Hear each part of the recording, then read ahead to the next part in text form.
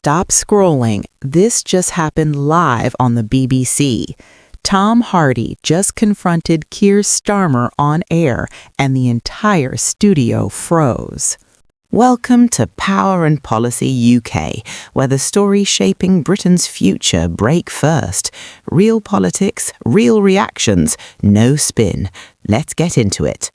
Just 1 minute ago, UK politics took a completely unexpected turn live on the BBC as Hollywood actor Tom Hardy stunned viewers by directly challenging Labour leader Keir Starmer on air.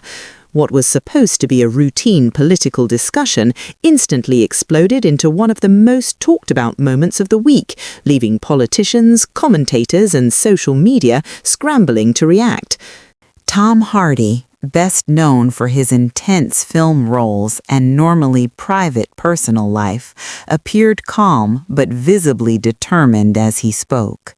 This wasn't a celebrity cameo or a promotional appearance.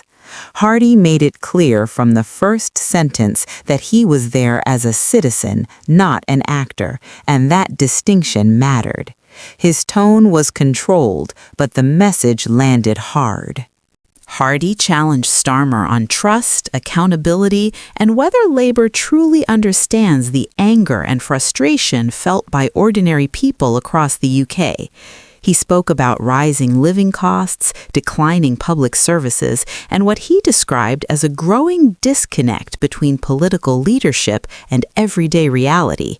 What shocked viewers wasn't just what he said, but how directly he said it, on live television with no warning, no script, and no political cushioning. Keir Starmer appeared momentarily taken aback. He listened carefully, nodding at points, but the tension in the studio was unmistakable.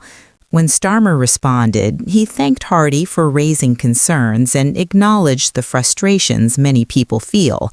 But critics online immediately pointed out that Hardy wasn't asking for sympathy, he was asking for answers. Hardy pressed further, questioning whether Labour's messaging actually matches its policies and whether the party risks becoming too cautious at a time when bold leadership is needed. He referenced communities that feel abandoned and asked directly how Starmer would rebuild trust among people who no longer believe politics works for them at all. This was not a viral rant or a publicity stunt. Hardy's words were measured, specific, and deeply personal. He spoke about visiting struggling areas, talking to families who feel ignored, and seeing firsthand the effects of policy decisions. That authenticity is exactly why the moment resonated so strongly. Within seconds of the exchange, clips began spreading across social media. Tom Hardy just said what everyone's thinking quickly started trending. Supporters praised him for using his platform responsibly, while critics questioned whether celebrities should be involved in political discourse at all. But that debate may be missing the bigger picture. The real reason this moment hit so hard is because it captured a growing mood in the country. People are tired of rehearsed answers, vague promises, and political language that feels disconnected from reality. Hardy didn't shout. He didn't insult. He simply asked the kind of questions millions of people wish they could ask face to face. Political analysts are already calling this one of the most uncomfortable live moments for Starmer in recent months, not because he handled it badly, but because it exposed how difficult it has become for politicians to communicate credibility in an age of skepticism. When a non-politician articulates public frustration so clearly, it puts immense pressure on leaders to respond with substance, not slogans. The BBC, meanwhile, has defended the segment, stating that it welcomed diverse voices and respectful debate. Still, sources suggest producers were not expecting the exchange to go this far. Live television rarely delivers moments like this anymore, unscripted, raw, and impossible to spin. Reaction across the political spectrum has been swift. Labour supporters argue that Starmer handled the challenge calmly and professionally.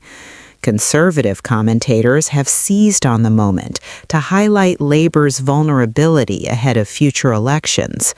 Others see it as a wake-up call for all parties, not just one. What makes this moment even more fascinating is Tom Hardy's background. He's not known for political activism, which gives his intervention extra weight. This wasn't someone building a brand or pushing an agenda. It felt like a citizen stepping into a national conversation at a critical moment. Whether this exchange changes anything politically remains to be seen, but culturally, it's already made an impact. It reminded viewers that political conversations don't have to be loud to be powerful. They don't need theatrics to be meaningful.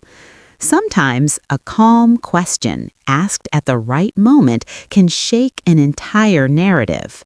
As clips continue to circulate and reactions pour in, one thing is clear. This was not just another interview. It was a rare flash of authenticity in modern political media. And for many watching at home, it felt like someone finally said out loud what they've been feeling quietly for a long time. UK politics moves fast, and today's headline may be forgotten tomorrow. But moments like this linger. They challenge assumptions, unsettle comfort zones, and force reflection, not just for politicians, but for all of us watching. And as the debate continues, the question now isn't why Tom Hardy spoke up. The real question is how political leaders respond when the public finally stops whispering and starts asking directly. You're watching Power and Policy UK. If you want sharp updates on the power plays shaping the UK, subscribe now, because policy decides everything.